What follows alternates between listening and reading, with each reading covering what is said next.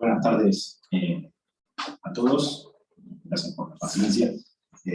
Así que bueno, empezamos con estas jornadas que organizamos desde el Instituto de Derecho Administrativo, de abogados.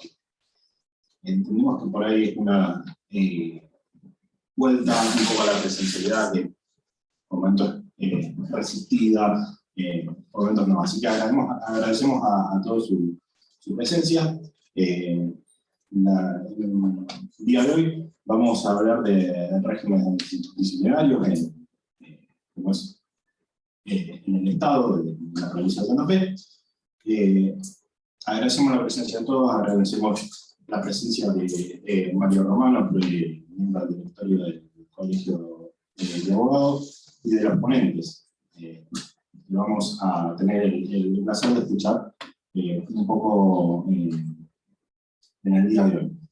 Cedo la palabra al doctor Javier Estrapa, que es el presidente del instituto, quien nos va a dar unas primeras palabras de presentación. Así que bueno, los dejo con Gary. Gracias, José. Buenas tardes a todos, a todas. Pues, es muy lindo volver a encontrarse, dejar un poquito de lado la virtualidad y justamente estar presentes todos en un mismo espacio para compartir en primer lugar y volver a vernos y, por supuesto, hablar un poco también de los temas que nos importan. Un poco la dinámica de la actividad va a ser la siguiente.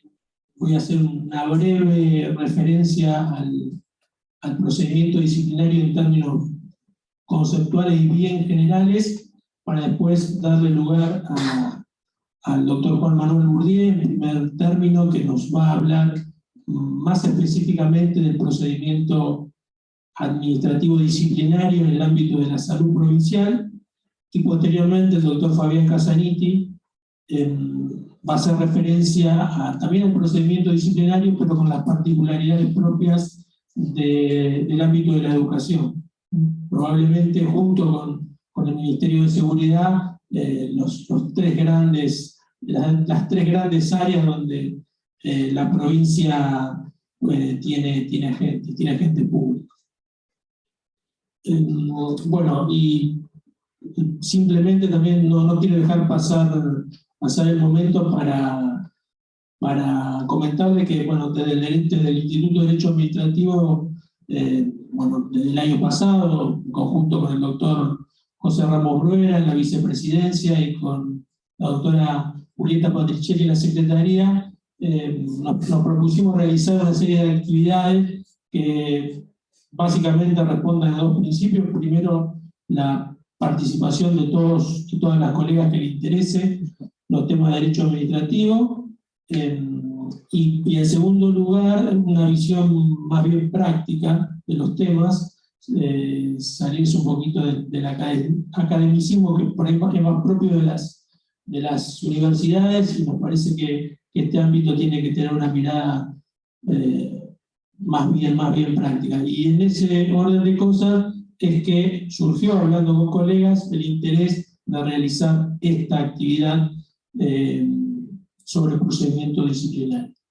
Como les decía, voy a hacer una breve referencia de no más de 10 minutos. Si esto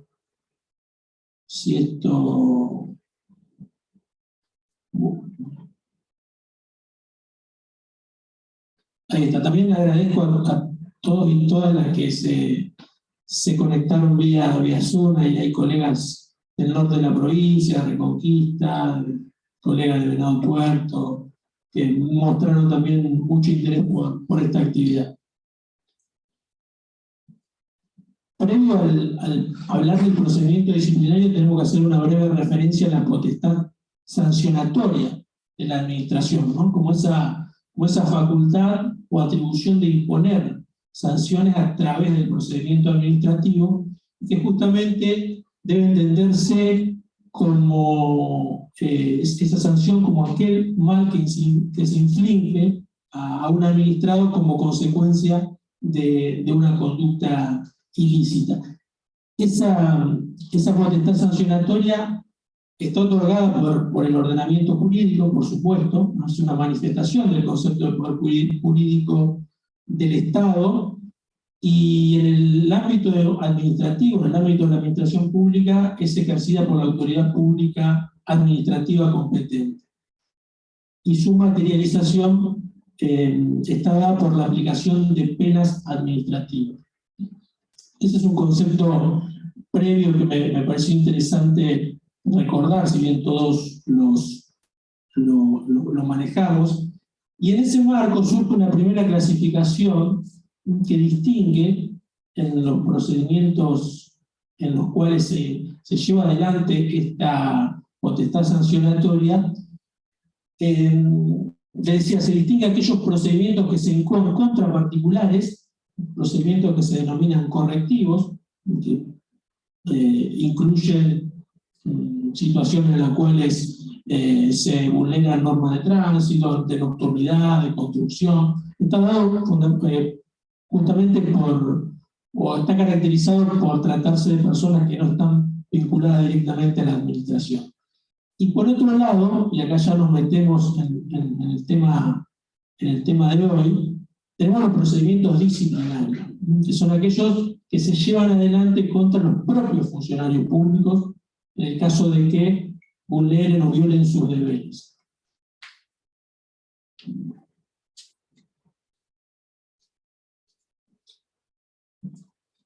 ¿Qué caracteriza el procedimiento disciplinario? Bueno, en primer lugar, que es un procedimiento especial, es un sumario, son los sumarios administrativos que todos conocemos, están regulados justamente en normas especiales. En el caso de la provincia de Santa Fe, escapa la normativa general que está dada por el 4174 del 2015. Tramitan ante la propia administración. Esto también es una particularidad de los sumarios administrativos. Un empleador que lleva adelante su propio proceso sancionatorio. Y la finalidad está dada, en primer lugar, por precisar circunstancias y reunir elementos de prueba para esclarecer la condición de irregularidades, individualizar a los agentes responsables y proponer y aplicar sanción. Proponer porque, en principio, el procedimiento disciplinario lo lleva adelante los servicios jurídicos permanentes y es el funcionario competente quien culmina aplicando la sanción. Otras cuestiones de caracterización, bueno, particularmente los sumarios administrativos están alcanzados por normas y principios de distintos ordenamientos jurídicos. Esta es una particularidad, ¿no? Juegan aquí normas del derecho administrativo, laboral, penal, de los derechos humanos, y esto le da al procedimiento cierta complejidad. Y además tiene una doble función. Por un lado es una herramienta de la administración para decidir y fundamentar sanciones administrativas a sus propios agentes, y a su vez cumple la función de ser el carril a partir del cual se garantizan el derecho de defensa de los o las trabajadoras del Estado. Para ir terminando, dijimos que el procedimiento disciplinario está cruzado por una multiplicidad de normas de diferente origen. Me interesa particularmente mencionar a las garantías procesales que justamente están vinculadas al procedimiento administrativo. Particularmente dos. Por un lado el debido proceso y por el otro el principio de tutela judicial efectiva, que están contenidos por un lado en la Constitución Nacional, el artículo 18 por todos y todas conocido, la inviolabilidad de la defensa en juicio de personas y de los derechos, y también, y a partir del año 94, con el mismo rango de la Constitución Nacional, por la Convención Americana de Derechos Humanos, el artículo 8 y 25 justamente, que desarrollan estos dos principios con sus particularidades. Y en función de esto, y para finalizar, les quería comentar sobre un fallo justamente de la Corte Interamericana de de Derechos Humanos, teniendo en cuenta que lo que hace algunos años resultaba un poco alejado, porque cuando estudiamos en la facultad se veían a los tratados de derechos humanos como algo que estaba ahí y que en algún momento se iban a empezar a aplicar. Hoy son parte del análisis de cualquier problema jurídico que intentemos interpretar, y los procedimientos disciplinarios no son la excepción. Este fallo de la Corte Interamericana, que como ustedes saben, y por definición de la misma Corte, incluso por sentencias de la Corte Nacional, integran incluso la letra del tratado, son tan operativos y tan aplicables como la letra misma del tratado. En este caso, justamente, Maldonado Ordóñez contra Guatemala, se somete a un procedimiento disciplinario que se dio en Guatemala a partir de que esta señora, una agente de la Procuraduría de Derechos Humanos de Guatemala, es despedida a partir de una denuncia de su propio hermano, por una cuestión familiar, y la Corte Interamericana somete justamente a un test de convencionalidad este procedimiento disciplinario, cotejándolo con las garantías del debido proceso que justamente están consignadas en el artículo 8. Y para finalizar, justamente la sentencia de la Corte señala que el procedimiento había sido absolutamente inconvencional, que no se había reconocido el derecho a conocer el fundamento de la acusación, no se le había dado a conocer, notificado de qué se le estaba acusando a Maldonado Ordóñez, no se le dio derecho de defensa, se le dieron 48 horas para expresar agravio y proponer prueba de una acusación que no terminaba de conocer. Y por último también se señala la falta de motivación, no estaba relacionado la motivación, la fundamentación del despido con la normativa que se intentaba aplicarle. Y por supuesto también se mencionó la vulneración al principio de legalidad, porque la Corte dijo que el ilícito que se pretendía aplicar a la gente no estaba reflejado en ninguna normativa. Bueno, creo que un poco el objetivo de esto es que las que defienden intereses o derechos de los sumarios administrativos, empecemos también a ver estos estándares que nos fija el derecho internacional. Yo que hice un breve resumen, la sentencia es bastante más larga y establece justamente determinadas pautas a cumplir, y que me parece, como les decía recién, sumamente interesante para tener en cuenta y para analizar diferentes situaciones que se dan en los sumarios administrativos. Bueno, con esto cerramos esta primera partecita, esta breve introducción, un poco para dar el contexto conceptual y normativo, constitucional y convencional de los sumarios administrativos, y damos ahora lugar a la exposición del doctor Juan Manuel Bourdieu, que está a cargo del área legal de la sede Rosario del Ministerio de Salud de la provincia de Santa Fe, y que bueno, ha tenido la deferencia de asistir y de acompañarnos hoy.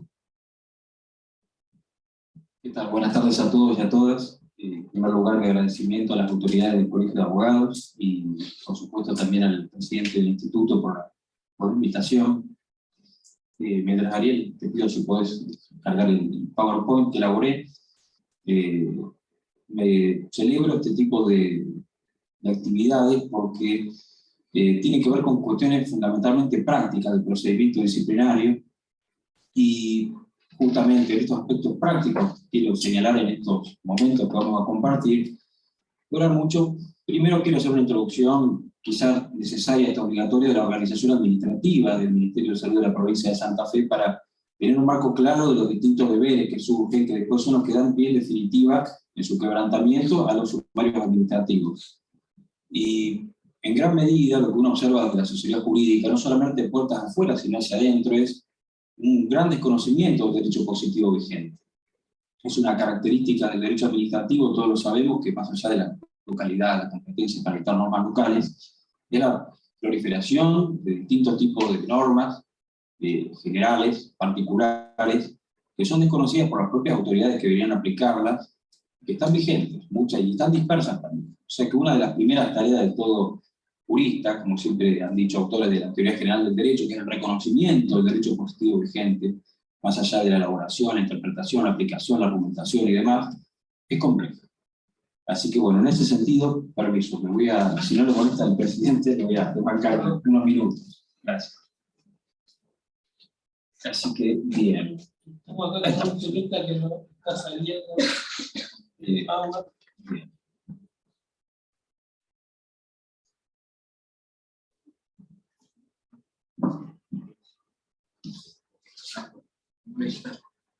Traje algunas cosas para leer también, muy breve, pero que me parecen necesarias. No se asusten, no voy a leer todo esto. Prometo sí ser breve con el tiempo que me han asignado y conciso, lo más conciso posible. Por supuesto, las preguntas que haya las vamos conversando. En el mismo momento, no es necesario que termine la exposición, no tengo ningún inconveniente.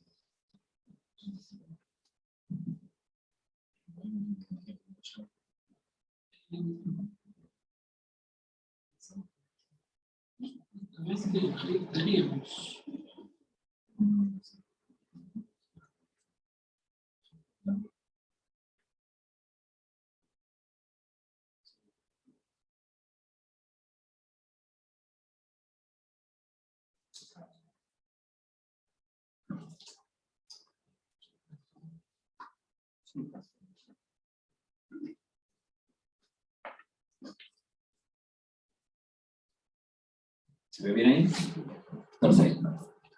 Bien, entonces, esta primera introducción respecto de la organización administrativa en el Ministerio de Salud de la provincia de Santa Fe, en un primer lugar quiero señalar un poco el marco normativo que habla de los hospitales públicos. Los hospitales públicos, dentro de toda la normativa a la que se rige, una de las más importantes, la ley llamada también de autogestión, la de 1608, cuyo decreto reglamentario quizá más importante es el 1427, por supuesto que hay muchos más. Como ustedes conocen, los hospitales públicos son personas jurídicas, personas públicas, estatales, que nacen bajo el control del Poder Ejecutivo y son típicos entes descentralizados con personalidad jurídica. Tienen un amplio poder de gestión, rinden cuentas al Ministerio de Salud por esta gestión, llevan balances, memorias con un plazo que determina la ley, están sometidos a todo el marco de publicidad, Ley de Obras Públicas, el Decreto Acuerdo 4174, la 12510 de control financiero, generan fondos propios, y aquí el gran poder de autogestión que tiene. De hecho hay otros decretos reglamentarios que establecen cómo se distribuyen esos fondos entre el personal y demás. Este es un tema muy importante. No están sometidos jerárquicamente al Ministerio de Salud de la provincia de Santa Fe, pero ejerce el Ministerio un control administrativo, contable, y dicta la política sanitaria, que no es menor. El control de política sanitaria lo hace el Ministerio, y por este motivo también lo puede intervenir, previo sumario administrativo. El tema de la no jerarquía que tienen con el Ministerio, pero sí el control que hace el Ministerio de Salud en todos estos aspectos y el dictado de políticas públicas, lo que muchas veces hace que, sobre todo estos artículos, el artículo 7 hago referencia de la ley de 1608, que al Consejo de Administración le da muchas facultades, es de típica interpretación restrictiva, justamente porque la competencia es excepcional, y en muchos de esos casos, lo que pueden hacer los hospitales está en gran medida condicionado por la política pública. Y hablo hasta por dar solamente un ejemplo, celebrar convenios y contratos. De hecho, el decreto reglamentario, expresamente el único convenio que los habilita a celebrar tiene que ver con obras sociales. Y se rige, además, esta es una norma también muy antigua, pero vigente, por el Reglamento Básico de Hospitales Generales que fue aprobado por un decreto del año 1972. Este decreto es muy importante porque señala muchísimos deberes para todo el personal y el organigrama hospitalario. Yo, por ejemplo, les traje aquí para mostrar una copia de este decreto viejo, y algunos solamente señalar el título ejemplificativo, algunos de estos deberes, que son los que terminan plasmados en los sumarios administrativos. Por ejemplo, están hasta de los jefes de servicio, de las distintas divisiones. La dirección médica, por ejemplo, tiene como deber conceder la licencia al personal de acuerdo a la legislación vigente, proponer a la superioridad las medidas de organización, racionalización, creación de servicios que hagan un eficiente cumplimiento de las funciones del hospital. Los jefes de departamento, de división, deben evaluar el rendimiento de las actividades, procurar que las dependencias a su cargo cuenten con la dotación completa. Por ejemplo, esto es muy importante, los jefes de cada servicio en los hospitales tienen deberes muy concretos y específicos con respecto a las historias clínicas, deben firmarlas, cuidar que en el servicio estén al día, deben comunicar a la dirección cuando un paciente se hace en peligro de muerte y no se haya podido establecer contacto con los familiares, distribuir equitativamente entre todos los médicos la labor de la sala, tanto clínica como quirúrgica, disponer que se lleven al día de las denuncias, impone también además la obligatoriedad de ciertos libros que tienen que estar en los distintos servicios, más allá que también hay leyes nacionales que regulan, por ejemplo, servicios de diálisis, libros de filtro, que cada servicio debe tener. Esta norma es demasiado completa, así que es para tenerla en cuenta en todo este tema de los deberes. No quería dejar de hacer un comentario marginal sobre esto. ¿Y Pablo? ¿Verdad? ¿Excelente? ¿Verdad? Vamos.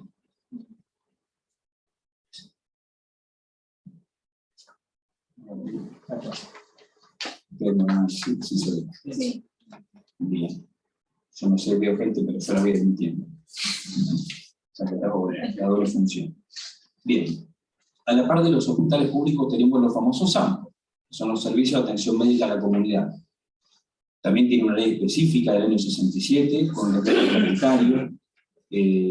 Tiene una particularidad los SAMPO, porque en su artículo 5 la ley lo que dice es que son personas jurídicas de derecho privado que participan del derecho público.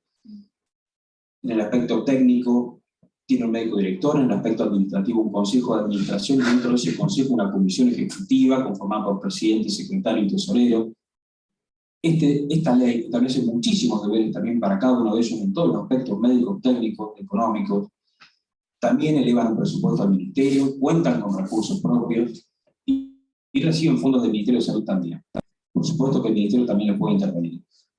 Y finalmente tenemos a los centros de atención primaria, que como son unidades también de atención sin internación, tal como dice la ley 9282, no tienen una normativa especial en materia disciplinaria, por lo tanto nos remitimos acá a todos los principios generales y a las normas generales del Estatuto de la Administración, que es el 8525.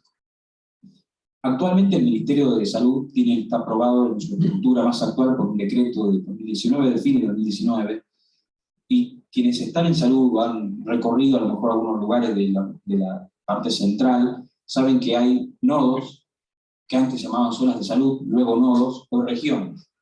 También en esto, una tarea de búsqueda sobre el tema, he encontrado no dictámenes de la Fiscalía de Estado, sino providencias, donde, referidos a otros temas de nodos también de salud y educación, lo que han dicho es que no han hallado ellos un instrumento legal específico de su creación, ni tampoco de desaparición de nodos, que en definitiva es un marco conceptual, es una descentralización, no cabe la menor duda.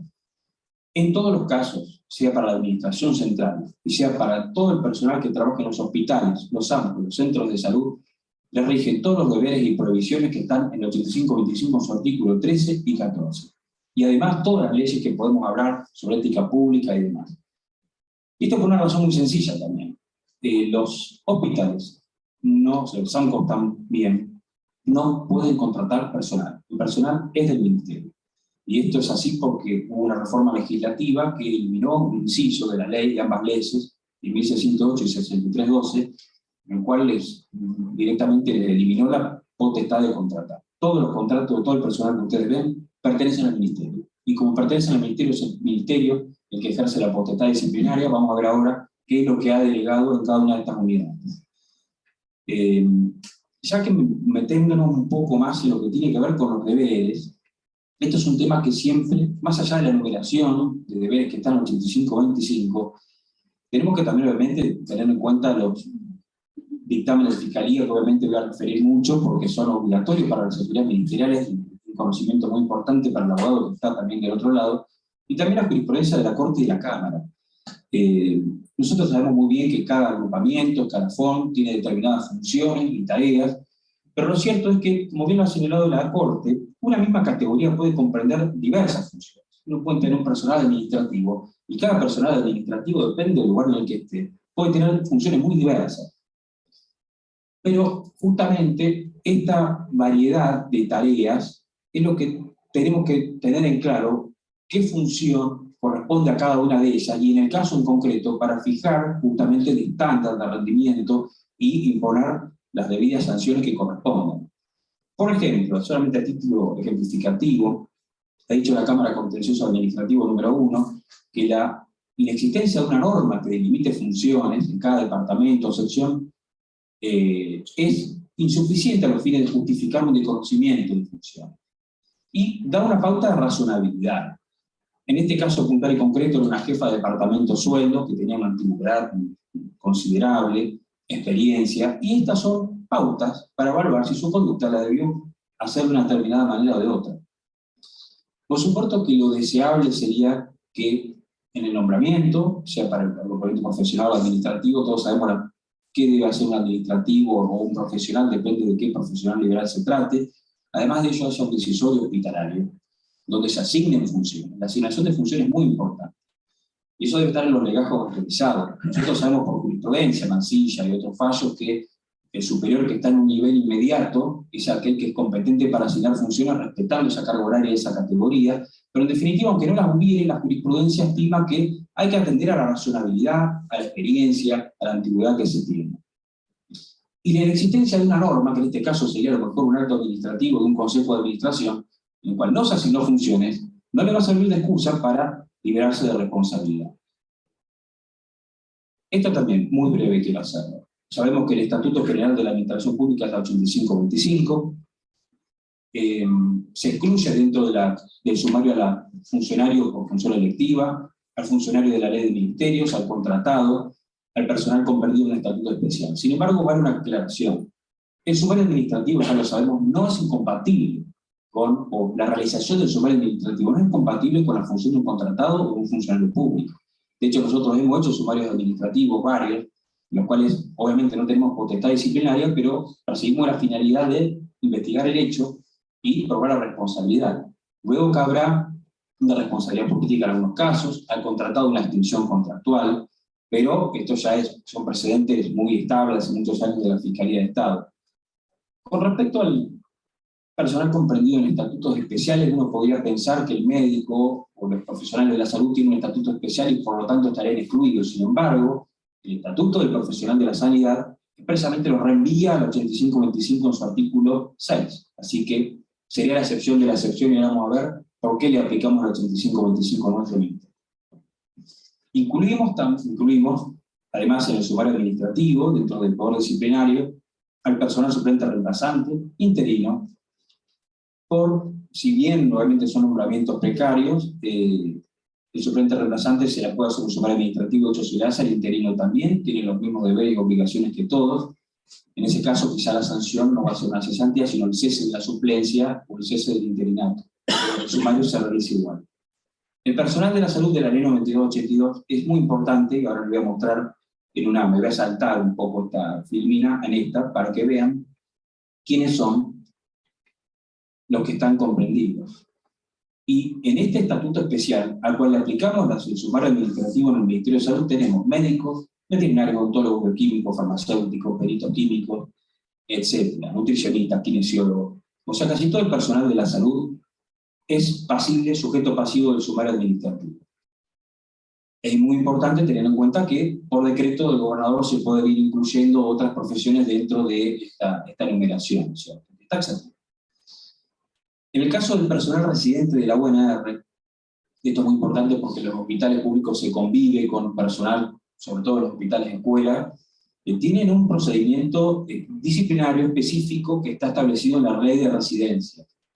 De hecho, concretamente, es algunas sanciones que puede imponer, yo después si las paso si quieren, está sobre el último artículo del decreto reglamentario de esta ley, son sanciones que impone el jefe de la residencia médica en algunos casos, para las sanciones menores, para las mayores, esas conductas tienen que pasar por un comité hospitalario y después sí, la sanción la impone otro organismo. Nosotros lo que podemos hacer justamente es investigar el hecho y en todo caso enviar las actuaciones para que ellos apliquen la sanción que estimen correspondiente. Los médicos anestesistas tienen una particularidad en nuestro provincia. No pertenecen a la planta. Por ningún médico anestesista que ustedes vean en el sector público de la planta del ministerio. Y son contratados a través de un convenio, sería un típico contrato a favor del tercero, es un convenio que se logró el Ministerio de Salud con la Sociedad de Anestesiología, y concretamente lo que establece ese convenio en una de sus cláusulas es la posibilidad de hacer, habla de una sumaria de información, pero tiene todas las características de un sumario administrativo. Lo que puede hacer el Ministerio es comprobar una irregularidad que debe ser grave, en esa irregularidad asegurar el derecho de defensa, por eso nosotros básicamente aplicamos todo el procedimiento sumarial, y luego de eso comunicarlo al colegio de anestesistas para que proceda al inmediato reemplazo del sitio. Bien. Al personal adscrito obviamente que también, porque todo aquel personal adscrito de cualquier otro ministerio, pero que esté prestando funciones en el nuestro y que tengamos la vigilancia y el control efectivo, ya lo sabemos, también son presentes estables, variables de la Fiscalía, son sujetos pasivos sumarios en nuestro ministerio. Y aquí una particularidad de nuestro ministerio, empezamos con estas dispersiones normativas que quizá existen y lamentablemente a veces son desconocidas. Hay una disposición conjunta entre la Subsecretaría Legal y Técnica, en su oportunidad, y la Dirección Provincial de Regulación y Registro del Trabajo, que aprobó un reglamento de actuaciones presumariales para los hospitales públicos, SAMPO y Centro de Salud. Es importante señalar que hay que cumplir íntegramente con esta reglamentación. La finalidad justamente es de comprimir el trabajo de las oficinas de las Direcciones Generales de Asuntos Jurídicos en este reenvío que a veces ocurre de documentación. Concretamente, esto es importante, este instructivo dice que en los hospitales de la de 1608 el responsable de su cumplimiento es el representante del Estado. Y en los demás efectores, el presidente de la comisión ejecutiva o director médico según corresponda. Entendemos según corresponda, se trata de un tema técnico o se trate de un tema médico. Se trata de un tema médico, será responsabilidad del director médico. Y le da la posibilidad, en ambos casos, de delegar esta responsabilidad, por supuesto por un acto, a un profesional del derecho. Ni siquiera habla de un abogado de planta, de un profesional del derecho. Entendemos que podría incluso caber un personal contratado en el peor de los casos. Señala este instructivo la documentación básica que en los hospitales se debe reunir previo a elevar las actuaciones a la Dirección General de Asuntos Jurídicos para el inicio del sumario. O sea, estamos hablando de un presumado, estamos hablando de una investigación previa que tiene que tener una constancia de denuncia y ratificación. Señalamos, de ser posible la ratificación, porque nuestro ordenamiento administrativo no es una exigencia sacramental. Nosotros, si no está ratificada, el sumario se hace igual. La historia clínica debe estar certificada, los informes de atención médica, cronogramas de guardia, constancia de horarios. Esto se hace sobre todo cuando el tema sumarial tiene que ver con asistencias injustificadas o en un servicio. Si voy muy rápido, avísenme, yo lo que quiero respetar el tiempo, pero la situación de revista de antecedentes es fundamental para nosotros para saber quién estamos hablando, el antecedente disciplinario, si es delegado gremial por las medidas preventivas y demás. Y esto también me quiero detener. Informe, descargo o simple declaración informativa. El reglamento lo que habilita es a que en los hospitales se tomen simples declaraciones informativas, no declaraciones testimoniales. Y la razón es muy sencilla. Hay jurisprudencia de nuestra Corte, de la Corte de Nación, y también es doctrina, por ejemplo, la cito a Miriam Ivanega, que los sumarios y el acto que se dicte en consecuencia se podría ser atacado de nulidad en el caso de que a un sujeto se le tome una testimonial con el juramento de decir verdad que eso implica, porque lo estamos coaccionando a decir la verdad, y después de su propia declaración surge su propia responsabilidad, aunque de alguna manera se está incriminando contra sí mismo. Por lo tanto, en ese sentido, hemos anulado el sumario porque hemos visto que en los hospitales se toman declaraciones testimoniales a sujetos que luego pueden ser imputados. Entonces, hay que tener claro esto, en los hospitales se toma simple declaración informativa sin juramento de decir verdad. Bien, sumario administrativo. Vamos a empezar un poco con los temas sumariales concretamente. ¿Quiénes lo inician en nuestro ministerio? el ministro o el director de la región de salud Rosario, antes zona de salud. Porque el artículo 61 de la 8525 habla de que se inicia por resolución del jefe de unidad de organización o autoridad superior. Salió el favor, ¿no? Bien. Un tiempo máximo de tolerancia.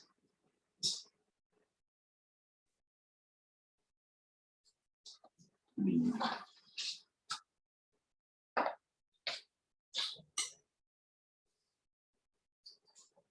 ¿Se ve bien ahí o lo tengo que ampliar? ¿Se ve bien? Se ve. Perfecto. Bien. Vamos a ver que esto de que el director de la región de salud Rosario solamente puede iniciar sumario administrativo en el resto de las regiones de salud, o sea, no lo pueden hacer en la doctora, no lo pueden hacer en el norte, es porque justamente se ha delegado el ejercicio de la competencia en un órgano inferior, en este caso en la región Rosario, y sabemos muy bien, por lo que dice la ley del ministerio, que esta delegación necesita una autorización normativa razonablemente implícita, y lo está en una resolución que es la 469 del año 93, es una resolución del Ministerio de Salud, por la cual expresamente dice que la región Rosario, dice que se va a evaluar para el resto de las regiones, pero nunca se hizo, tiene esta posibilidad de iniciar el sumario, de pedir la intervención directa de la Dirección General de Asuntos Jurídicos, y este es el motivo por el cual van a ver que el sumario lo inicia el director de la región Rosario, no de Rosario, o el ministro de Salud. También lo sabemos por todos conocidos que en los casos de que haya el director, subdirector, un rango equivalente, que son los últimos rangos del Estatuto del Escalafón de la Administración Pública, es competencia exclusiva de la Fiscalía de Estado, con todas las pautas que la Fiscalía ha dado para entender estos conceptos. Interesante para nosotros en el caso de los directores médicos y demás, ¿no es cierto? Hay que ver el organigrama, ver si ocupan los máximos cargos, si están en la 8, en la 9, y en ese caso sabemos que es competencia de la Fiscalía. Normalmente en el Ministerio de Salud los sumarios son de objeto amplio, es decir, nosotros establecemos que sumarios tengan por finalidad investigar hechos y dar responsabilidad respecto de lo actuado, ni siquiera por individualizamos el sujeto a veces por un tema de imputación, sino actuado en tal fecha, en tal servicio, con respecto a tal paciente, e investigamos todos los sujetos responsables, o describimos el hecho, imposible hecho, faltante de tal instrumentación, o insumos médicos, para justamente no atarnos en el objeto del sumario. Pero de todos modos sabemos muy bien que, sin perjuicio del objeto del sumario que está en el acto administrativo, el instructor puede investigar y puede sancionar si imputa cualquier irregularidad que haya advertido. Tiene una gran importancia para nosotros los casos de mala praxis médica, en relación al sumario administrativo, porque son muchos los casos ustedes saben muy bien que para votar la ley administrativa tiene que hacerse el reclamo administrativo previo ante el Ministerio de Salud, luego pronto despacho, luego un plazo tiene inhabilitada la vía. Nosotros en la Dirección General dictaminamos todos los reclamos administrativos de mala praxis médica. Y existen a veces casos que son conjuntos, uno investiga la parte sumarial y la parte de la atención médica. Se evalúan dos esferas distintas, dos responsabilidades distintas, pero tienen un punto de conexión muy importante, porque nosotros a través de muchos casos de mala praxis médica evidenciamos incumplimientos a los reglamentos administrativos, como un incumplimiento horario, en el cual a lo mejor llega un paciente, necesita atención médica, el médico de guardia se retiró, entonces sin perjuicio de la responsabilidad civil que tiene su presupuesto, evaluamos un incumplimiento objetivo a su obligación, o deber, mejor dicho, de prestar su servicio en determinado tiempo, en el cumplimiento de la carga horaria. Así que eso es una particularidad de nuestro ministerio también que quiero señalar. A veces interponen un reclamo y eso termina en un sumario. A veces no lo dictaminamos, como se va a Fiscalía de Estado, pero dictaminamos que no advertimos daño, relación de causalidad, tenemos un perito médico que hace los informes, nosotros hacemos el dictamen jurídico, y sin embargo puedo terminar una sanción administrativa, y muchas veces de gravedad. Porque saben ustedes muy bien que después el perjuicio causado es una de las pautas para graduar la sanción, y lamentablemente en salud el perjuicio causado suele ser una lesión muy grave o la muerte en muchos casos. Quiero también tener algunas palabras con respecto a los procedimientos disciplinarios breves, o sea, aquellos procedimientos que no implican un sumario administrativo, sino el corrimiento de una vista para asegurar el derecho de defensa y después la imposición de una sanción.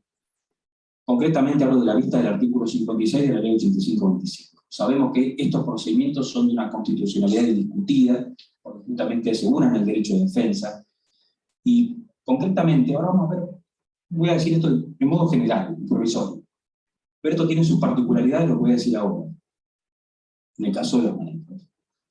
Pero en principio, en principio, este corrimiento de la vista y sanción, que no implica, no amerita un sumario, es para aquellas sanciones no mayores a 20 días de suspensión y para casos de cesantía de 3 hechos puntuales y concretos, que son las inasistencias injustificadas que exceden los 10 días continuos o discontinuos dentro de los 12 meses inmediatos anteriores, abandono de servicio sin causa, y el caso que el superior no informe el cumplimiento irregular de servicio del inferior. O sea que podríamos decir que es para sanciones menores y para de las más graves. No tiene término medio en la vista de sincronizar. Es para cuestiones muy objetivas, fácilmente detectables, que ameritan una cesantía, o sanciones no menores a 20 días de suspensión. ¿Por qué les digo que esto tiene sus particularidades? Porque si bien a los profesionales de la 92-82 que recién les comenté, que son los profesionales de la sanidad, se le aplica el 85-25, el artículo 16 del Estatuto de ellos dice que primero dice cuáles son las sanciones que se le pueden aplicar. Habla de una amonestación por escrito, suspensiones, cesantía, inhabilitación y exoneración. Y dice que ninguna medida disciplinaria podrá ser aplicada sin la instrucción del correspondiente sumario, de acuerdo a la reglamentación respectiva, salvo la primera. O sea que lo que tenemos que concluir respecto de este personal es que la vista solamente sirve para imponer una sanción de amonestación por escrito.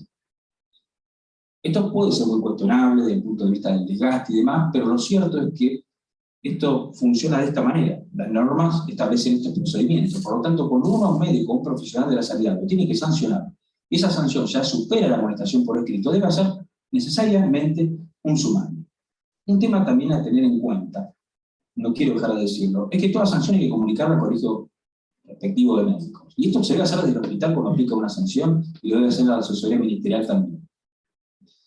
En síntesis, esta vista del artículo 56 que yo les mencionaba, para sancionar sin sumario, es para el caso de la amonestación por escrito para los profesionales de la 92-82, y para el resto de las sanciones hay que hacerle un sumario.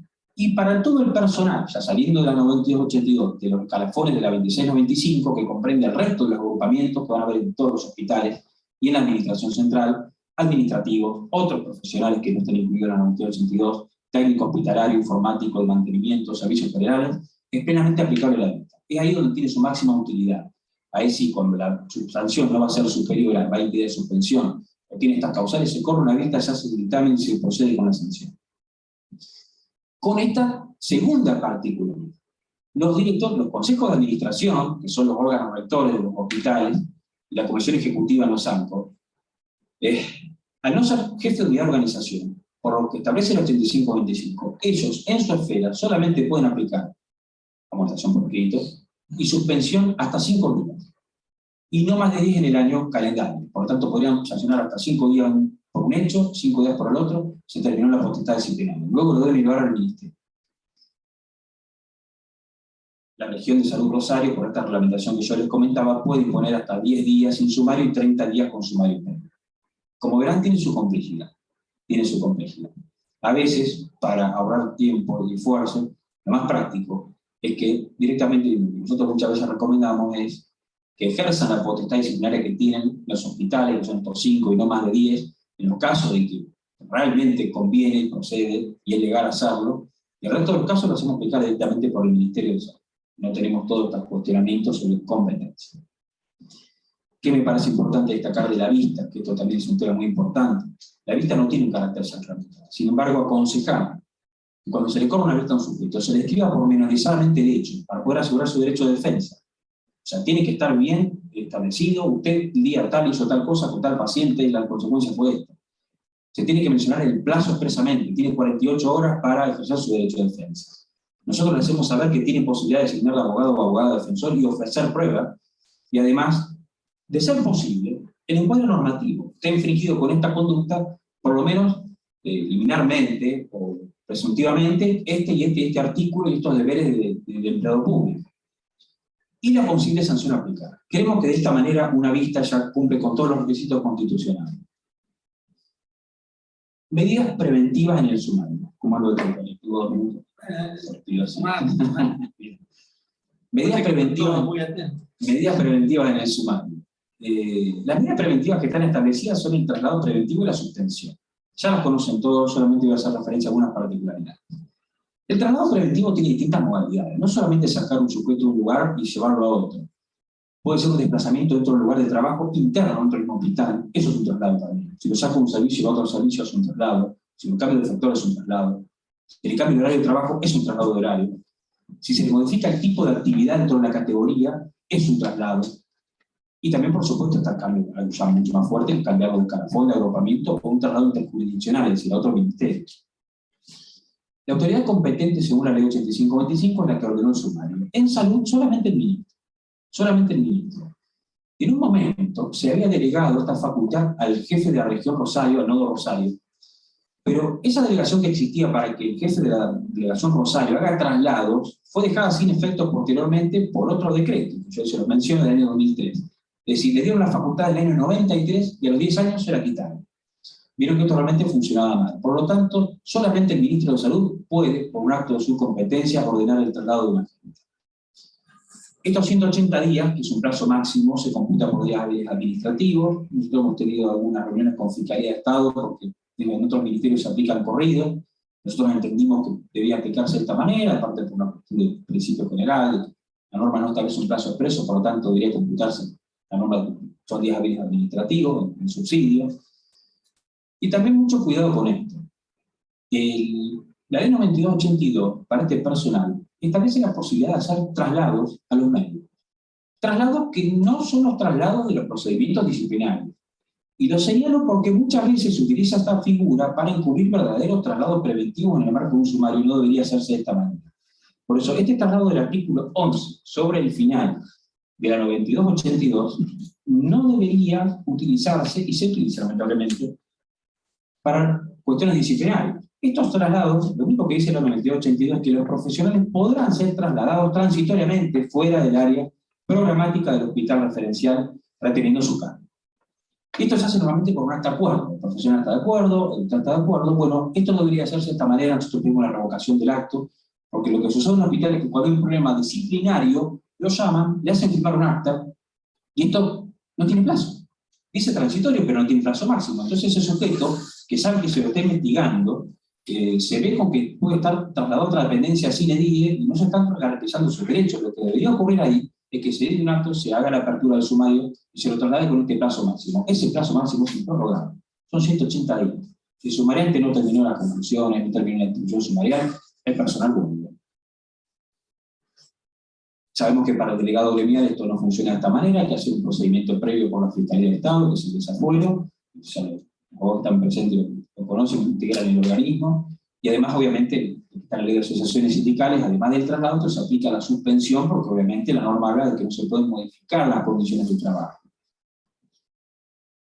Pero voy a decir aunque sea esto. Cuando hay una medida judicial, que son de cumplimiento obligatorio, a veces no queda otra que el traslado. Porque nosotros tenemos, y voy a referirme ahora a algunos temas de violencia de género, laboral, que estábamos hablando antes, donde hay provisiones de acercamiento. Y la medida judicial suele salir, el decreto, el auto del juez, por una provisión de acercamiento al lugar de trabajo.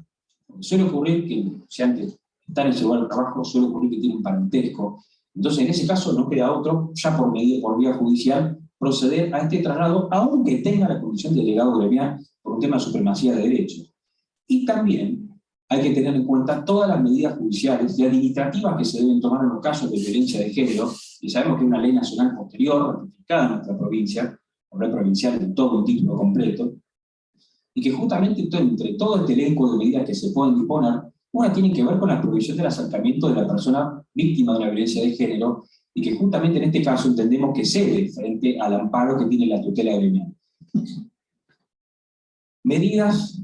De otra medida preventiva, tenemos la suspensión, también tiene un máximo de 90 días corridos, estos son 90 días, estos se computan corridos no hábiles, salvo que tenga un auto de procesamiento, entonces ahí se prorroga el traslado de la suspensión preventiva. Si hay una privación de la libertad, y crean, tenemos muchos casos de médicos, enfermeros, procesados privados de la libertad, automáticamente se da la suspensión, la comunicación a la Dirección General del Personal, y se lo suspende. Y luego de que recobra la libertad, establece el estatuto que a los 2 días ya debe integrarse al servicio, así que normalmente lo que correspondería es intimarlo. Repito lo mismo con respecto al delegado gremial. En principio hay que hacer el desafuero, que es el juicio que hace la Fiscalía previo a cualquier suspensión preventiva. Algunas breves vicisitudes que pueden ocurrir y en salud respecto al sumario administrativo. Dejo el tema de la notificación del sumariante, es una buena práctica administrativa, entendemos que no es obligatorio notificar que hay un sumariante, porque en definitiva lo que habla la ley es que se lo puede recusar a los 3 días de conocida la designación. No la conozca, que puede ser el motivo de una declaración, tiene el derecho legal de poder recusar. También sabemos muy bien la participación del imputado, que tiene en todas las etapas.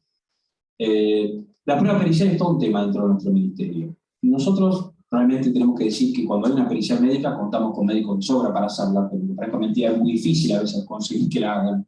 Buscamos a veces organismos con la Universidad Nacional de Rosario, que presten colaboración. Periciales informáticas también, tenemos muchos informáticos que podrían hacerla, sin embargo son renuentes a hacerlo. Nosotros allí aplicamos como corresponde al 85-25 y así lo establece supletoriamente el Código Procesal Penal. Entonces, por lo tanto, por ejemplo, cito a Daniel Herbeta, que en una de sus obras comentadas, él habla de todo el orden de prelación que hay que seguir para designar un perito.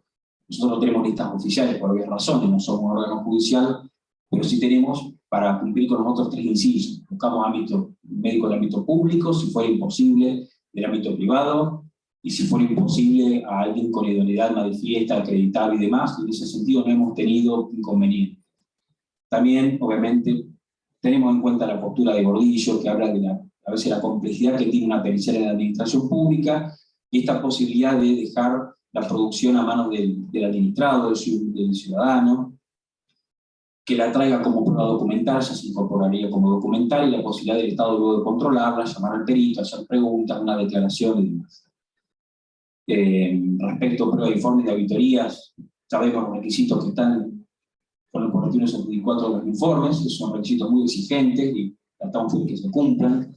Vemos con las auditorías, que obviamente no son pruebas periciales, pero también tienen importancia mayúscula, diría, en temas de salud. Respecto de la audiencia imputativa, ya también sabemos todos los pasos, esto ustedes lo saben por 85-25, las vistas que hay para ofrecer la prueba, producirla, sumariamente que hace las conclusiones, luego a una vista final y el dictamen jurídico y luego el acto, ¿cierto? El dictamen que no es vinculante. Alguna particularidad con esto, ya quiero terminar. Nos ocurre mucho en salud que la persona sujeta a un sumario saca una licencia médica. Esto nos obstaculiza el ejercicio de la potestad disciplinaria, el sumario se hace igual. Si la persona no quiere venir a declarar o pide suspensiones reiteradas, hemos hecho juntas médicas para determinar que está habilitado para declarar, si viene, no va, hemos tomado declaración hasta el domicilio. Si trabajó, este otro caso también resonante, típico, una persona que bajo licencia médica en nuestro ministerio trabaja privadamente en otro sector. Bueno, acá quiero decir que puede ser una posible cesantía en caso de que corresponda, porque la realidad es que nosotros lo que solemos pedir, y acá cito los dictámenes del Fiscalía de Estado que así lo señalan con mucha claridad, es que en todos los casos debería pedirse por un informe de la Dirección de Salud Laboral de nuestro ministerio, que es el organismo técnico para pedirse de la salud de los agentes y controlar, si el diagnóstico realmente le aconsejaba o no que trabaje en otro lugar. Porque puede ser que una persona en la órbita pública tenga un estrés generada por una conflictividad laboral, y en el ámbito privado le recomienden incluso que siga trabajando. En ese caso no hay ninguna irregularidad.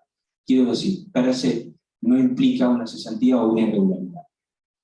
Guardias médicas, otro tema muy candente de los sumarios.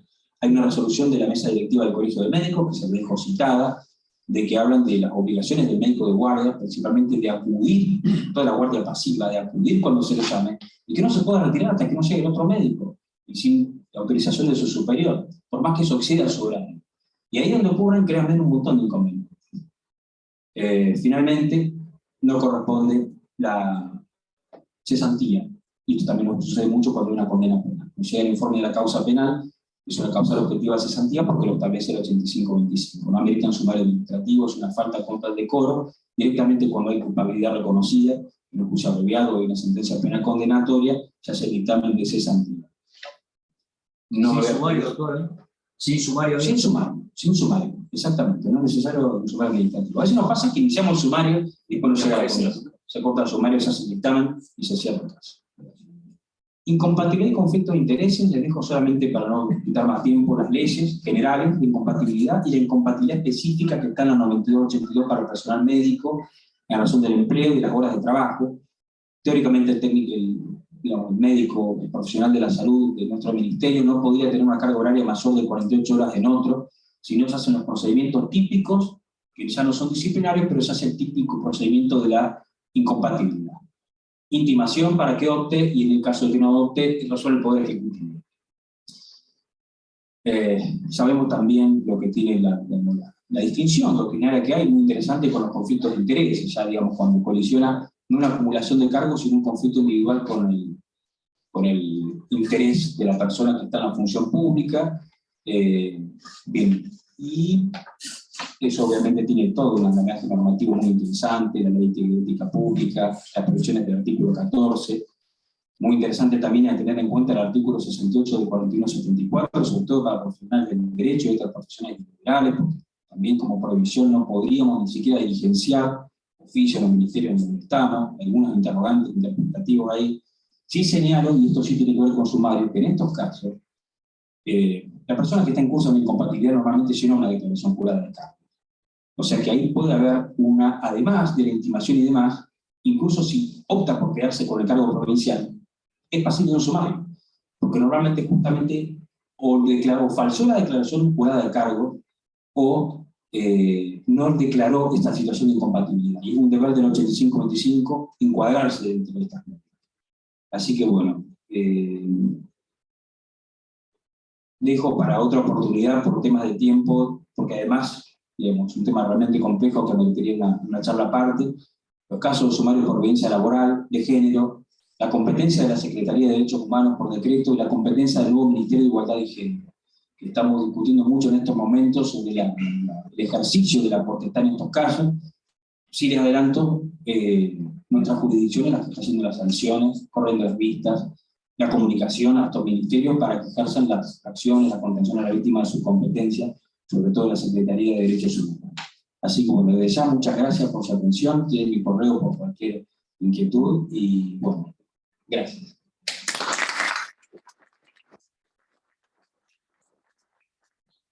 Muchas gracias, Juan Manuel. La verdad que impecable la participación. Seguidamente nos va a hablar el doctor Fabián Casaniti, ex subsecretario de Asuntos Legales y Despacho del Ministerio de Educación de la provincia de Santa Fe, también abogado litigante en estos temas.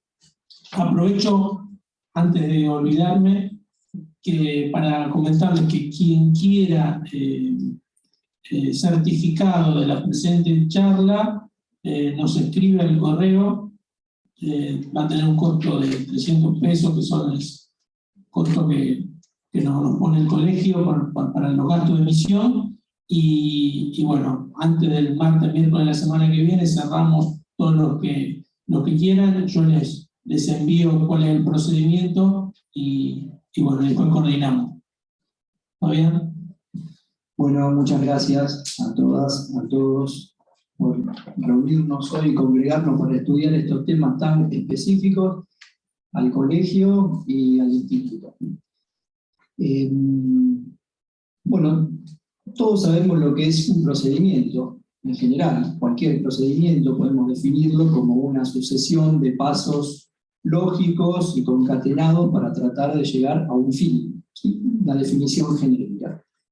Del tema que estamos estudiando hoy, que son los sumarios administrativos, sabemos que el fin es la emisión de un acto administrativo de efectos individuales, emitidos por un órgano competente, que en nuestro caso es la Secretaría de Educación, de acuerdo a la ley 10.290, a través del cual se va a decidir, se va a definir en grado de certeza si un docente cometió o no cometió una irregularidad, si un docente infringió o no, comprometió o no alguna de todas las obligaciones que imponen el fárrago de normas que regulan la actividad, sean por acción o por omisión, y en caso afirmativo aplicará algunas de las sanciones posibles, ¿sí?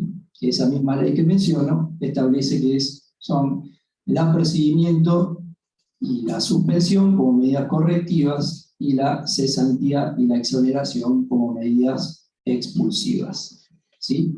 Ahora bien, a lo largo de todo este procedimiento, de toda esta serie procedimental, hay determinados momentos particulares hitos jurídicos, como podríamos llamarlos, en el cual está fuertemente influenciado, fuertemente imbuido y muchas veces determinada la voluntad de la administración por el contexto social en que está inmersa, por el contexto político, por el contexto mediático, muchas veces según los casos, ¿sí? Está también fuertemente direccionada por la subjetividad de la persona humana que integra el órgano por el cual la administración manifiesta su voluntad, ¿no? Subjetividad que tiene que ver con su posición filosófica, con su posición política, ¿por qué no religiosa?, con su posición histórica, con su historia personal. Todo eso es a lo que me quiero referir hoy en cuanto a estos hitos, a estos momentos en la etapa, en la serie procedimental, ¿sí? Porque tienen una implicancia muy trascendente en el resultado del procedimiento sumarial. El primero de esos hitos es la apertura del procedimiento, ¿sí? En educación sabemos que la competencia originaria, en educación no, en toda la provincia, ¿no? La competencia originaria para ordenar aperturas de sumario es del gobernador, artículo 72, inciso 1, como máximo, como jefe supremo de la administración pública provincial. La competencia originaria de la ministra viene también de la ley de ministerios, pero en educación tenemos dividido en 9 regiones, ¿sí? En el cual en cada región hay un delegado regional. Ese delegado regional tiene una competencia delegada, ¿sí?, del ministro, en la cual está justamente esta atribución, esta competencia, esta facultad de ordenar la apertura de sumarios, ¿sí?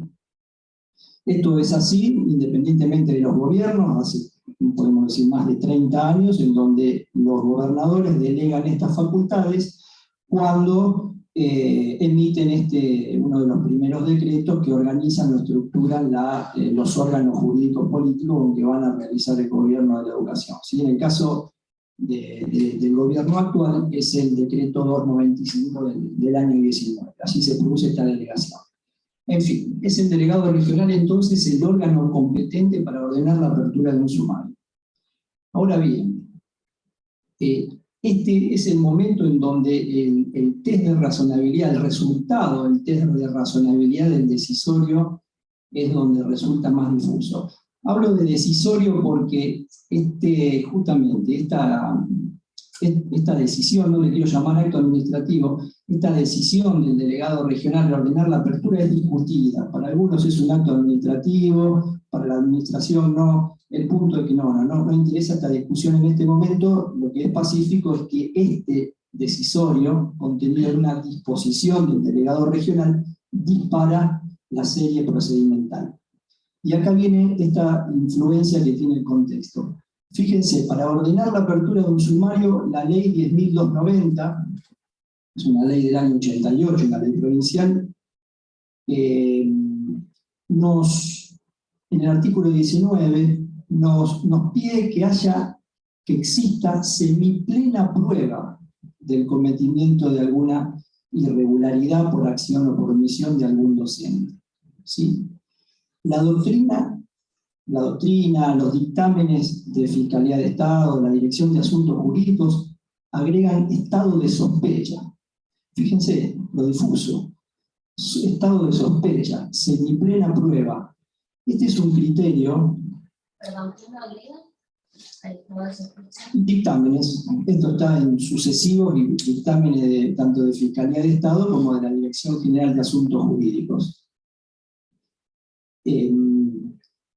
La abstracción de este criterio hace que, si ustedes rápidamente pueden darse cuenta, que se pueden sumariar 0 personas, 0 docentes por día, puede sumariar 10 por día, puede sumariar 50. Es así de simple. Semiplena prueba de que un docente cometió una irregularidad es algo que le da una enorme facultad al decisor. ¿sí? Al órgano competente. Y a colación quería traer un caso práctico, un caso de la realidad que ocurrió hace un par de años, que grafica un poco este tema en el cual me estoy metiendo. Por supuesto, este es un caso extremo que nos sirve para poder estudiar lo que estamos estudiando ahora, ¿no? Obviamente no son todos los casos así. Estamos en esta parte, ¿no? En el hito de la apertura de la serie procedimental de parte del cuyo órgano competente era el delegado regional. Hubo un caso hace un par de años en el cual una directora de una escuela, ya en el final de su carrera, con muy buena ascendencia y aceptación en su comunidad educativa, no tuvo mejor idea, muy cerca de la jubilación, ya del retiro, no tuvo mejor idea que compartir por la red social Facebook uno de estos llamados ahora memes, en el cual ese meme tenía era una foto de un falcón verde y adentro del baúl tenían las caritas de Cristina, de Kicillof, Massa y Fernández. No creó el meme, lo compartió en su red social privada. Cuando aparece este caso, la delegación regional, que insisto, quien tiene la competencia para ordenar o no una investigación, de acuerdo a si existió o no una irregularidad, no tuvo una acción positiva, no fue avanzando en lo que denominamos la actividad presumarial o colecta probatoria y demás. Pero luego empezaron a aparecer presiones de distintos ámbitos de la sociedad, partidos políticos, organizaciones sociales, empezaron a trabar presión y a comprometer y a entender que ese acto que había cometido la directora, en cierta forma atentaba contra la democracia y que ameritaba que el Estado no lo deje pasar y que tome alguna medida ejemplificadora. Fíjense ahí cómo en este caso puntual también tuvo una repercusión mediática importante porque políticos conocidos han participado, han declarado cosas y demás, ¿sí? Se metió en la famosa grieta el caso, ¿no? Lo traigo a colación porque es muy interesante para lo que estamos analizando.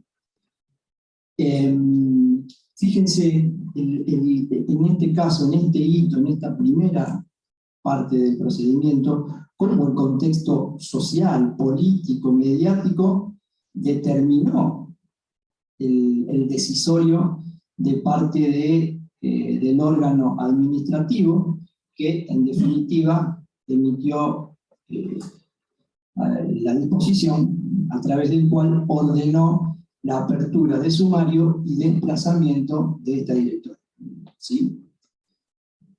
En materia de docencia, el sistema educativo, para nosotros los que hacemos derecho administrativo, lo que nos gusta el derecho administrativo, el procedimiento sumarial, como explicaba el colega hace un ratito, es un procedimiento meramente técnico en el cual analizamos, investigamos algún hecho irregular para aplicar o no una sanción. O sea, es un procedimiento en definitiva de investigación.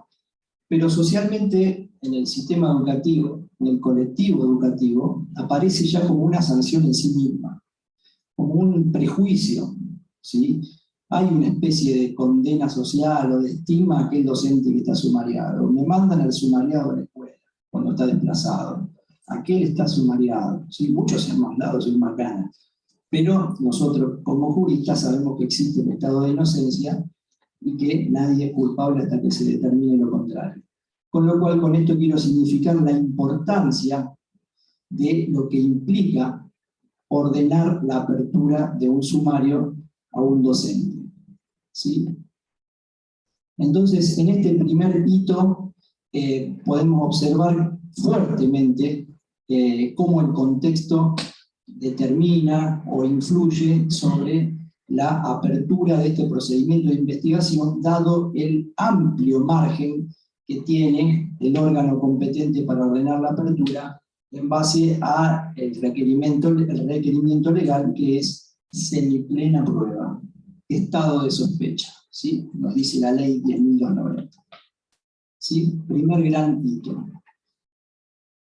Después que se ordena la apertura del sumario, allí el expediente pasa al área jurídica, dentro de la Dirección de Asuntos Jurídicos hay un cuerpo de inspectores sumariantes que son quienes van a llevar adelante la investigación, en donde, en virtud del principio de la búsqueda de la verdad material, investigarán a través de una serie de pasos que sí están fuertemente arreglados, están en un decreto muy viejo, que es el 7249 del año 50. La ley 10.290 que mencioné recién también trae normas formales y de procedimiento, ¿no? Cuando entra en esta etapa, que es el sumario propiamente dicho, este inspector sumariante tiene un proceso fuertemente arreglado, ¿no? Por esta normativa que estamos diciendo, y en búsqueda de la verdad material va colectando pruebas para poder determinar en un informe final si existió o no, de acuerdo a su juicio, una irregularidad o no. Recordemos que para abrir un sumario decíamos que necesitábamos sospecha, pero luego para definirlo, para aplicar una sanción, vamos a necesitar certeza.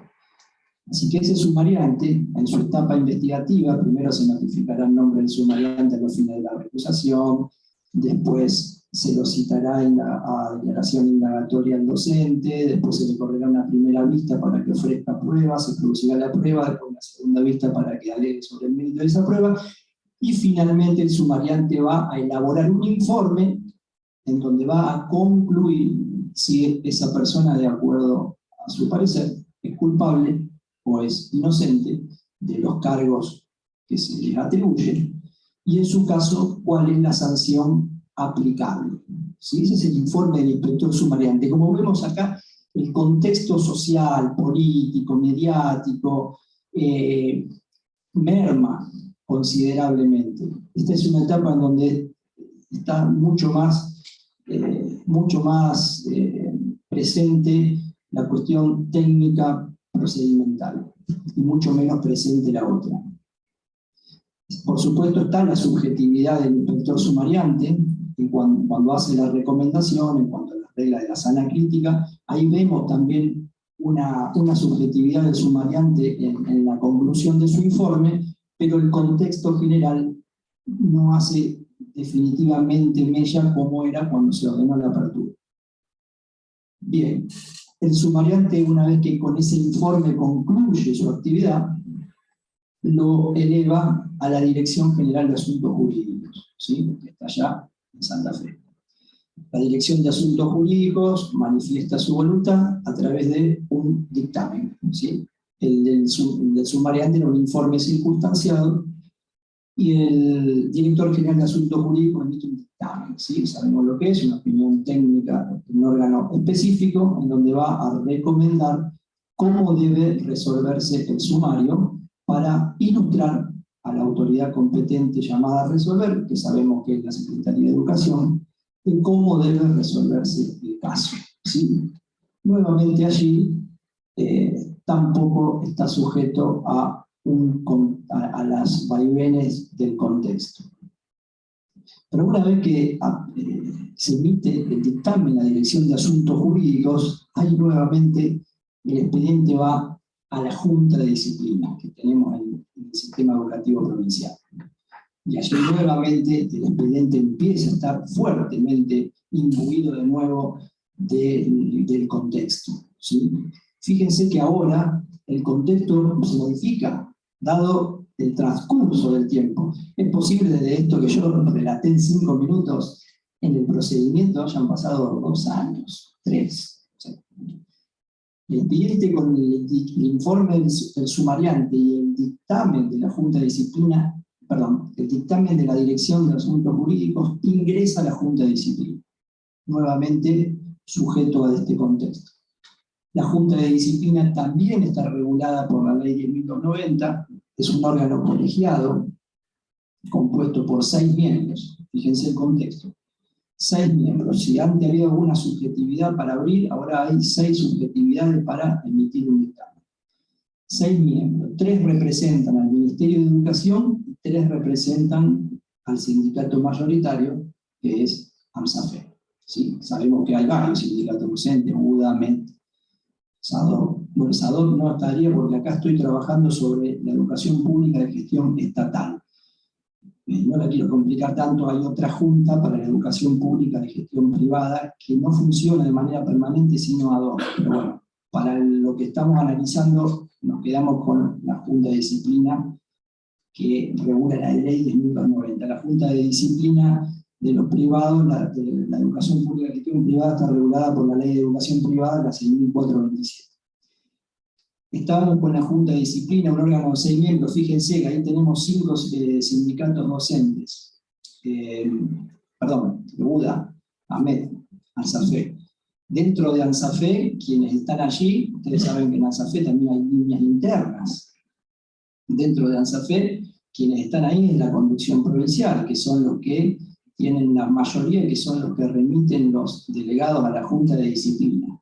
Con lo cual, esa junta, que tiene por fin, de acuerdo a la mirada docente, más allá de algunas cuestiones que se podrían analizar con más tiempo, el fin que tiene es darle la mirada docente y recomendar, de acuerdo a lo que ya probó el sumariante, cuál es la sanción que corresponde de acuerdo a su mirada docente. Y allí nuevamente está fuertemente planteada la cuestión política y de contexto. ¿Sí? Hay internas gremiales, depende de quién es la persona, depende del hecho que cometió. ¿Sí? Hay una fuerte influencia de la cuestión contextual cuando va a la Junta. La Junta de Disciplina emite un dictamen en el cual también ilustrará al órgano no competente llamado a resolver si es inocente o si es culpable, y si es culpable, cuál es la sanción. Puede ser que el dictamen se haga de manera unánime, que todos estén de acuerdo, puede ser que el dictamen se haga de manera dividida. ¿Sí? Nuevamente, en este hito aparece de nuevo un poco la politización, no en el sentido partidario, sino la politización en el sentido de ciencia, como ciencia de la educación, como ciencia política, como ciencia social, mejor dicho, de lo que estamos analizando. Una vez que está el dictamen de la Junta de Disciplina, el expediente por fin pasa a la Secretaría de Educación. Javier, una preguntita. Es consultivo, ¿no? Es decir, no es vinculante el dictamen. No, ninguno de solamente exactamente, y ahí me refería. porque si era vinculante quería, digo, ¿cómo quedan si van 3 y 3? Siendo 6. Pero si es consultivo y no vinculante. Sí, lo que está planteando Mario tiene que ver un poco con esto tan difuso del procedimiento. Ahí vamos. El expediente, entonces, ya después de haber transitado un tiempo bastante largo, llega a la mesa del secretario de Educación, al escritorio, con el informe del inspector sumariante, el dictamen de la Dirección de Asuntos Jurídicos y el dictamen de la Junta de Disciplina. Y nuevamente aparece el contexto, la determinación y la influencia de todas la situación en la que se encuentra el funcionario de turno que tiene que definir. El secretario de Educación vulgarmente se lo denomina viceministro. El secretario de Educación es un funcionario político que tiene en su escritorio todas las distintas manifestaciones de voluntad que hizo la administración, los diferentes órganos, para poder definir la situación. Y de nuevo aparece la flexibilidad, la laxitud en las posibilidades que tiene ese secretario de Educación. Atento a que una de las causas es que los dictámenes obviamente no son vinculantes, son meramente ilustrativos, ¿sí? Entonces, ¿qué pasa en la realidad práctica? En la realidad práctica tenemos que la Dirección de Asuntos Jurídicos les da por la cabeza a los sumariados. La Junta de Disciplina muchas veces intenta, vamos a decir, salvarlos. Incluso a veces la Junta de Disciplina crea líneas argumentativas que ni al abogado se le habían ocurrido. Todo eso llega a la mesa del secretario de Educación, que es un funcionario político y que tiene que definir con dictámenes que no son vinculantes y con posibles sanciones muy flexibles. Puede poner apercibimientos, puede poner suspensión de hasta 30 días para los suplentes y hasta 90 días para los titulares. Fíjense la flexibilidad y la amplitud. Puede poner sanciones correctivas como la cesantía o la exoneración a través de este acto administrativo contenido en una disposición.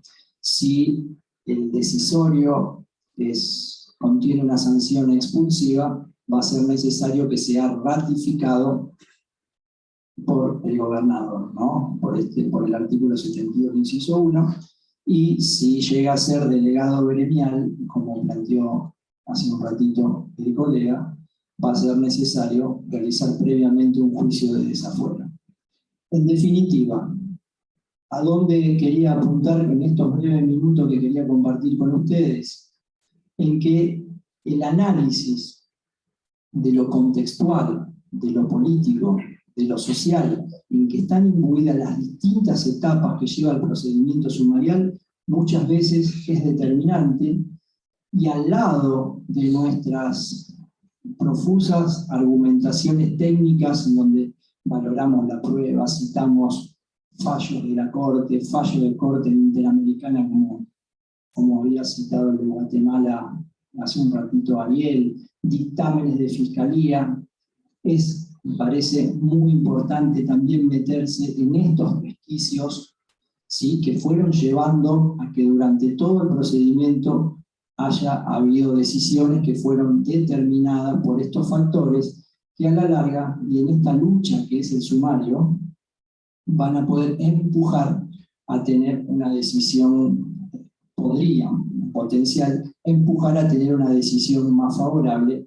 para nuestro cliente en el caso de que nos toque estar del lado de la defensa, y cuando nos toque estar del lado de la administración pública, tratar de ser lo menos permeable posible o tratar de resistir lo máximo posible. No somos ingenuos, sabemos que eso es imposible resistirlo del todo, estas presiones que nos impone el contexto y que nos puede permitir llegar a un decisorio más pegado a la justicia, ¿sí? Hay muchos casos más de esto, pero este breve tema que quería compartir con ustedes. Yo tengo una pregunta. En los dos casos, una vez tomada la decisión de sanción, ¿cómo es el régimen recursivo o directamente se corta ahí? Porque si lo define un ministro, me imagino que habrá un recurso de reconsideración ante el gobernador y después quedará abierta la vía contencioso administrativa. Entonces quería saber más o menos el régimen recursivo someramente. Quería saber cómo terminó el caso de la directora. ¿Saben cómo? Voy primero a cómo terminó el caso, porque la gracia, ¿por qué lo traigo a colación? Porque el caso no terminó. Fíjense cómo y ahora les comento, fíjense cómo el contexto llevó a que lo que necesitaba la administración para descomprimir las presiones era para desplazar, no sé si lo dije esto, pero lo dijo Hernán, para desplazar a un docente, o sea, sacarlo de sus funciones naturales para mandarlo a otro, porque eso no es una sanción, sino que es una medida preventiva, es necesario abrir la investigación.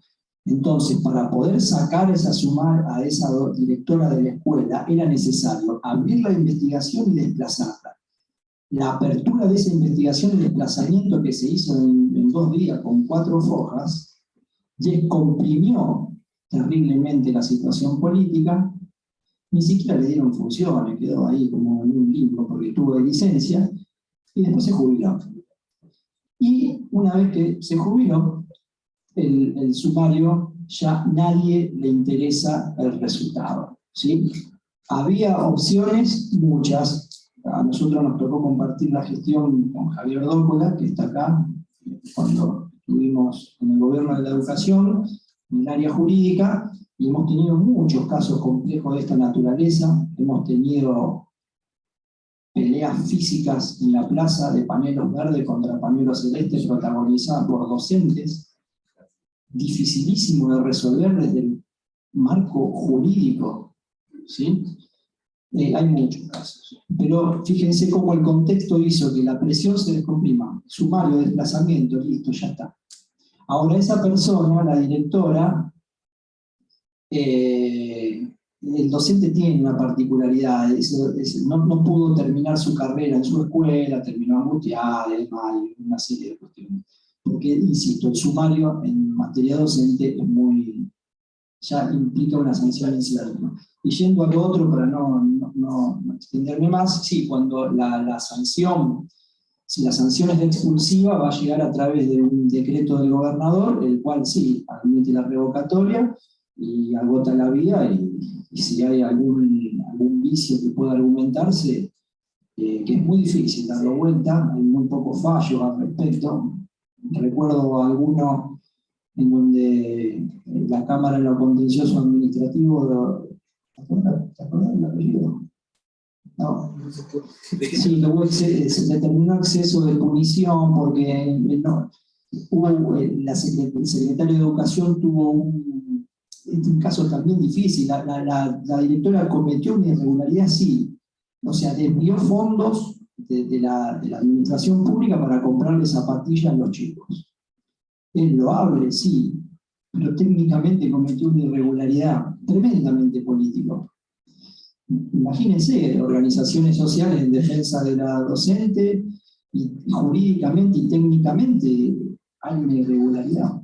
Bueno, en definitiva, los dictámenes habían establecido, o sea, el secretario de Educación se había apartado fuertemente de los dictámenes por exceso, y la Cámara ordenó la revisión de ese acto administrativo. Pero son muy pocos los casos donde la justicia logra dar vuelta a las definiciones de sanción.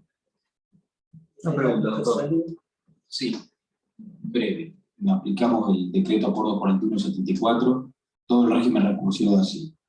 Está la revocatoria frente a la autoridad que dictó la sanción, que puede ser un director de hospital, puede ser región de salud o la ministra, y luego la apelación al superior. O sea, si el acto sancionatorio viene del hospital o viene de la región Rosario, se apela ante la ministra, el acto de la ministra se apela ante el gobernador, y después, bueno, está también toda la revocatoria directa, y con la complejidad que tiene en nuestra provincia los decretos de delegación de firma, porque inclusive los ministros tienen la firma delegada para resolver en ciertos casos revocatorias, apelaciones y demás, cuando fueron abstractos, inciertos.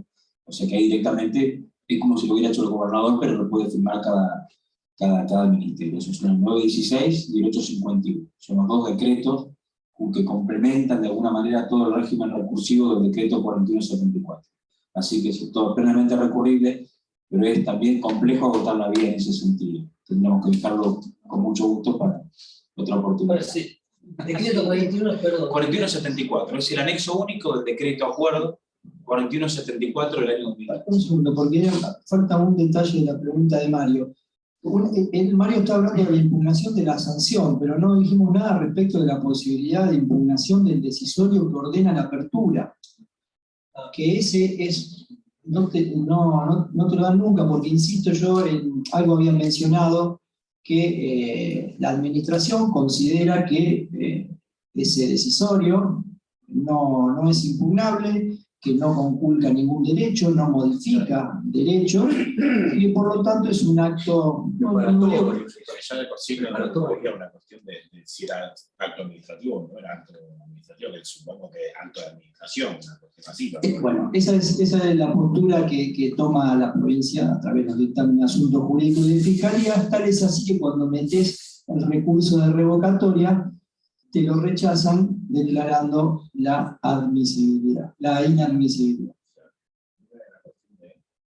Ser esto de la semi-plena, prueba plena, hay una cuestión netamente de discrecionalidad de la administración y supongo que ahí entra a jugar la razonabilidad y la proporcionalidad en el dictado de ese instrumento, ¿no?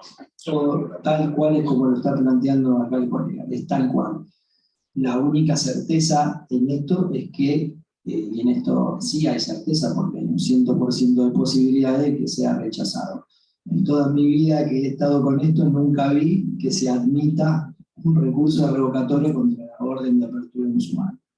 Es imposible. Es más, el trámite recursivo que genera el recurso, justamente, muchas veces suele terminar después que el sumario. No, yo le quería preguntar, más o menos por cómo terminó el sumario que vos contaste, ¿qué actitud toman en los dos? En los casos en que hay un trámite sumarial y la persona, el imputado, el sumariado, llega a los requisitos para la jubilación. ¿Le conceden la jubilación o esperan que lo hacen esperar que termine el sumario? ¿O apuran el sumario? Voy yo. Un tema muy interesante. Pero primero hay que tener en cuenta que el 85-25 establece expresamente que puede no aceptarse la renuncia cuando la persona se quiere acoger al beneficio jubilatorio cuando tiene un sumario en trámite. O sea que eso, como primer pauta, una persona que está sumariada podría la administración pública realizar el trámite jubilatorio. Segundo, ocurre que se jubilan, ocurre que la administración no ejerce esta posibilidad que tiene, por lo tanto, mientras tramita el sumario, obtiene el beneficio jubilatorio. Nosotros seguimos el sumario y lo sancionamos igual. Seguimos a Mario. Sigue siendo parte de la administración, pero la administración pasiva, no activa. Por lo tanto, lo sancionamos está mal.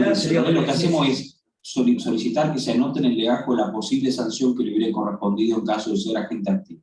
¿Por qué? Porque si la sanción es de gravedad, entonces Santiago Generación impediría un reingreso. Correcto. Entonces, le dan la jubilación, siguen y anotan en el legajo. Exacto. De todos modos, nosotros le hacemos saber a la autoridad superior que puede no aceptar esa renuncia y continuar el sumario. Es otra posibilidad. ¿Tienen algún plazo de inicio de sumario en relación al conocimiento de un hecho? Razonable. De prescripción primero. La prescripción de la potestad disciplinaria son 5 años, 35-25. Me está confundiendo, no sé por qué, cuando la municipalidad que son 5 años son para nosotros de que ocurrió el hecho. Ese es el plazo para el inicio del sumario. Que pasó hace 3 años, todavía podés abrir el sumario. 5, puedo abrir el sumario, el acto del sumario interrumpe el curso de la prescripción, y mientras la administración en el transcurso del sumario tenga la voluntad activa de investigar, quiero decir, no esté dormido absolutamente en un costado de un escritorio, ese plazo se va a interrumpir constantemente, porque hay voluntad de ejercer la potestad disciplinaria. O sea que normalmente no es muy difícil que se prescriba. Muy difícil. ¿Y para terminarlo también tienen algún plazo? Son ordinatorios. Sí hay plazos en 85-25, pero son ordinatorios. Por eso, para aclararlo, son plazos imposibles. El 85-25 dice que el sumario tiene que hacerse en 45 días. En 45 días no se toma ni la primera declaración. Es imposible conocer los casos. Eso hay que ir prorrogando la competencia del instructor constantemente. Es razonabilidad, fallo de social, tratamos de hacer lo que podemos. Cada caso tiene su complejidad. Entonces, hay sumarios que son muy breves, otros que no lo son. Mucho tiene que ver con la prueba, con el ofrecimiento de prueba, porque nosotros realmente en ese sentido damos amplitud probatoria. Es algo que sea prueba prohibida, la prueba se produce, aunque sea muy inconducente, notoriamente inconducente, la prueba se produce, que lleve años, parece. Sí. De todas maneras, el hecho de que no se le acepte la renuncia para la instrucción del sumario debe ser casos muy graves y excepcionales. Correcto. Que lo saben. Muchos sumarios administrativos se inician un poco acá, coincido plenamente con lo que dice el colega, con hasta noticias de diario. Sí. Porque los hechos de salud salen en los diarios, el funcionario toma noticias, agrega las denuncias de los diarios y sobre eso emite el acto, iniciando el sumario.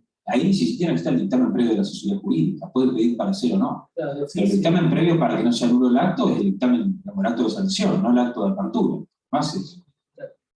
Como dijo también, impugna. Eso no se puede impugnar. Yo me genera una duda, quizás,